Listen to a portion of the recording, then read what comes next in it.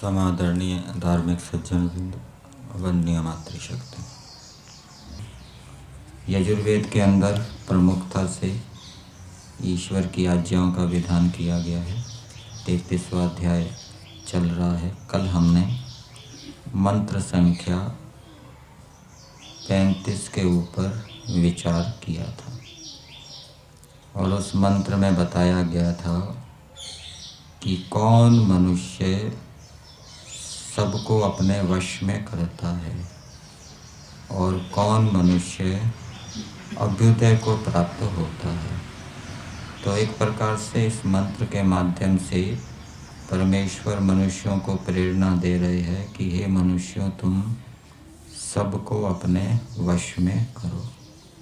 एक तो हमारे पास साधन है मन इंद्रियां और बाहर की प्रजा भी है, और सत्यात प्रकाश के छठे समोल्लास में दिया है कि यदि हमारी मन और इंद्रियां अपने वश में है, वहाँ राजा का दृष्टांत दिया गया है। यदि राजा के मन और इंद्रियां अपने वश में है, नियंत्रण में है, तो वो बाहर की प्रजाओं को भी अपने वश में कर सकता है।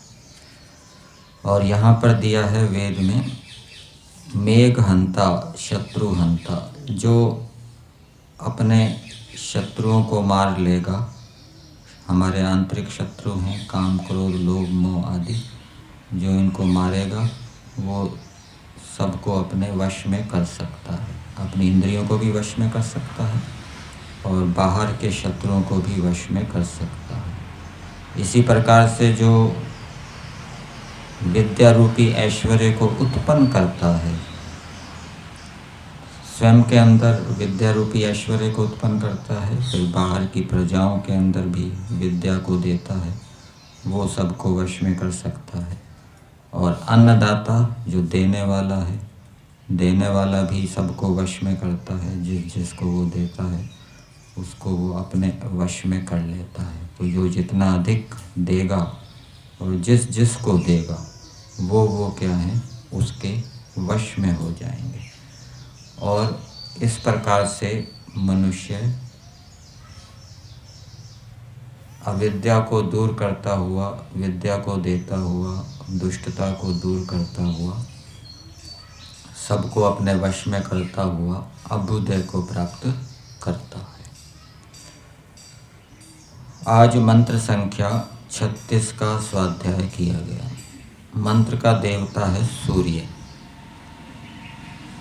इस मंत्र की भूमिका में दिया है अब राजपुरुष कैसे हों। तो इसका उत्तर हमें भावार्थ के अंदर मिलेगा। भावार्थ में दिया है जो राजपुरुष विद्या के प्रकाशक होवें तो सबको आनंद देने को समर्थ होवें। तो राजपुरुष वो विद्या के प्रकाशक होवें, विद्या को प्रकाशित करने वाले होवें, अर्थात राजा के द्वारा ऐसी व्यवस्था राज्य के अंदर की जाए जिससे कि उसकी प्रजा को अनेक प्रकार की उत्तम उत्तम नई नई विद्याएं प्राप्त हो। तो ऐसा जब राजा करता है अपने राज्य के अंदर, तो उससे सबको आनंद होता है। और यदि राजा अपने देश के अंदर, राज्य के अंदर प्रजा की विद्या के लिए कोई प्रयास नहीं करता कि प्रजाओं को अनेक प्रकार से विद्याएं, नई नई टेक्निक प्राप्त हो, तो उससे प्रजाएं क्या है, आनंद से युक्त नहीं होती। अब इस मंत्र के शब्दों को पदार्थ के माध्यम से देखते हैं। हे सूर्य, सूर्य के तुल्य वर्तमान तेजस्विन, जैसे तरणी अंधकार से पार करने वाला, विश्वदर्शतः सबको देखने योग्य, ज्योतिष्कृत अग्नि, विद्युत, चंद्रमा, नक्षत्र, ग्रह, तारे आदि को प्रकाशित करने वाले सूर्य लोक, ये सूर्य के नाम है सारे। एक तो सूर्य के लिए तरणी शब्द प्रयोग हुआ, सूर्य को तरणी कहते हैं। त्रि धातु है, त्रि ये प्लवन संतरणयो इस अर्थ में आपको मिलेगी। तो तैरने का मतलब क्या है? एक तो होता है पार करना, नदी को तैर गया मतलब नदी को पार कर गया। तो सूर्य कैसा है? वो अंधकार से पार करने वाला है। वो अंधकार, पृथ्वी आदि पदार्थों को वो अंधकार से पार कर देता है, अर्थात उसके ऊपर जो अंधकार है उसको वो दूर करता है। ये सूर्य की विशेषता है। तो जैसे सूर्य अंधकार को दूर करता है, वैसे ही मनुष्यों को भी अपने और दूसरे मनुष्यों के अंधकार को दूर करना चाहिए। फिर दूसरा सूर्य का नाम आया विश्वदर्शिता। वो सबको देखने योग्य है। संस्कृत में इसका अर्थ दिया है विश्वेन द्रष्टव्य, सबको देखने योग्य है। तो इसके दो प्रकार से अर्थ कर सकते हैं। एक तो सूर्य दर्शन करना चाहिए, सूर्य दर्शन का विधान किया गया है। सूर्य दर्शन आँखों के लिए, मस्तिष्क के लिए अच्छा बताया जाता है। और उदय होते समय या अस्त होते समय उसका दर्शन कर सकते हैं। तेज सूर्य का दर्शन नहीं करना चाहिए। और दूसरा अर्थ इसका हो जाएगा सबको जानने योग्य, सूर्य की विशेषताओं को भी जानना चाहिए, सूर्य के गुण कर्म स्वभावों को भी जानना चाहिए। कब सूर्य की किरणें लाभदायक होती हैं, कब सूर्य की किरणें हानिकारक होती हैं, सूर्य की किरणों से क्या क्या लाभ होता है, तो वो भी जानना चाहिए। तो इसलिए कहा विश्वदर्शिता, सबको देखने योग्य। फिर आगे बताया ज्योतिष्कृत, ये भी सूर्य के लिए आया है। ज्योति के कई अर्थ कर दिए। अग्नि को भी ज्योति कहते हैं, विद्युत को भी ज्योति कहते हैं, चंद्रमा को भी ज्योति कहा है, नक्षत्र को भी ज्योति कहा है। नक्षत्र से वो लेना चाहिए जो आकाश में चमकने वाले पदार्थ हैं, जो सूर्य, जो छोटे छोटे सूर्य जो चमकते हैं, दिखाई देते हैं आकाश गंगा में, उनको नक्षत्र के रूप में लेना चाहिए। और सूर्य से अतिरिक्त जो ग्रह हैं, जो सौरमंडल में सूर्य के चारों ओर घूमते हैं, सूर्य से प्रकाश प्राप्त करते हैं, वो ग्रह हो गए। और तारे आदि, ये तारे भी यहाँ पर लिया है। संस्कृत भाग में तो वैसे केवल इतना ही दिया है, जो ज्योतिषी करोति सह।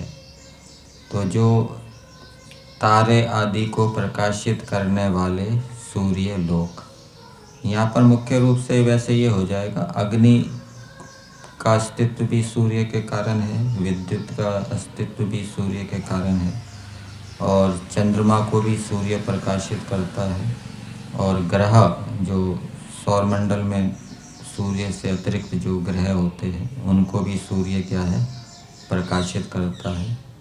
और नक्षत्र और तारे, तो ये यदि सूर्य रूप लिए जाएंगे तो फिर इनको प्रकाशित करने वाली बात नहीं आएगी।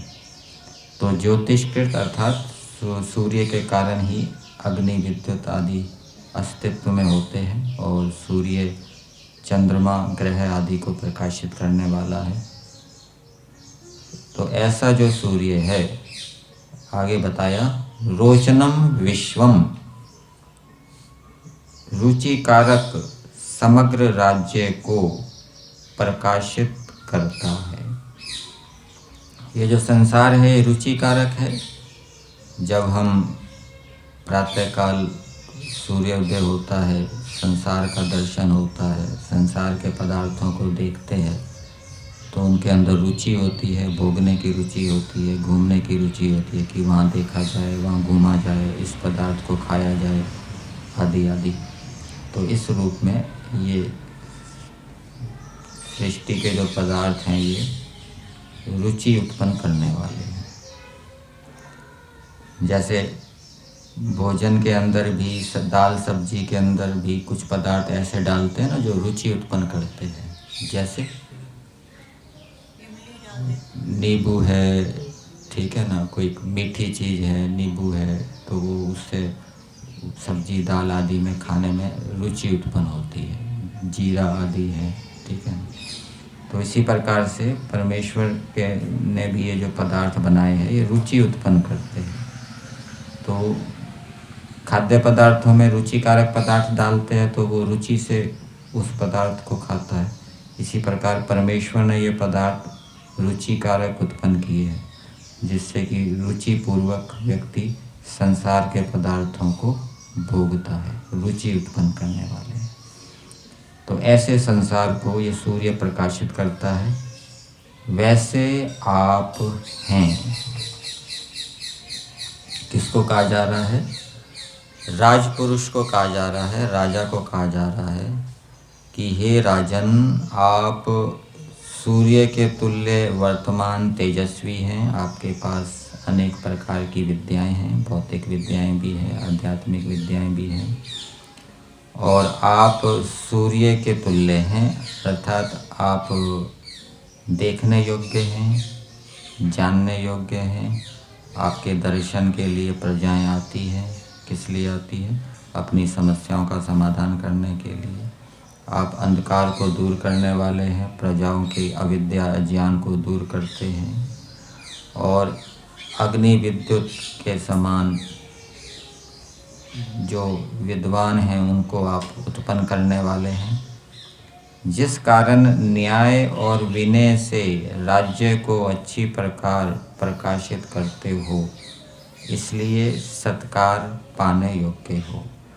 तो जो राजा न्यायपूर्वक और विनयपूर्वक वेद के अनुकूल अपने राज्य की रक्षा करता है, अपनी प्रजाओं की रक्षा करता है, तो वेद का आदेश है कि हे प्रजाओं, तुम ऐसे राजा का सत्कार करो। और जो अन्याय करता है, वेद के विरुद्ध चलता है, तो प्रजा ऐसे राजा का सत्कार ना करे। और भावार्थ में दे दिया कि जो राजपुरुष विद्या के प्रकाशक होवे, तो ऐसे जो राजपुरुष होते हैं वो प्रजा को आनंदित करते हैं, और जो प्रजाओं को आनंदित करते हैं उनको सत्कृत करना चाहिए, उनका सत्कार करना चाहिए। आजकल विश्व के अंदर भी होता है ना कि जो देश अच्छा है, जिस देश का राष्ट्रपति या प्रधानमंत्री अच्छे कार्य करता है, उसके राज्य के अंदर, देश के अंदर कोई रोग नहीं है, अच्छी शिक्षा है, अच्छी व्यवस्था है, तो विश्व पटल पर ऐसे राष्ट्रपति का, ऐसे प्रधानमंत्री का विशेष उसको सत्कृत, विशेष इनाम दिया जाता है, विशेष पुरस्कार दिया जाता है विश्व स्तर पर। ठीक। इसी प्रकार से देश के अंदर भी अनेक राजा होते हैं, अनेक मुख्यमंत्री होते हैं, और वो दूसरे अधिकारी होते हैं। वो यदि अच्छा कार्य करते हैं जिससे कि प्रजा को आनंद होता है, प्रजा की विद्या बढ़ती है, तो प्रधानमंत्री आदि का कर्तव्य है कि उनका सत्कार करें, और ये वेद के अनुकूल है।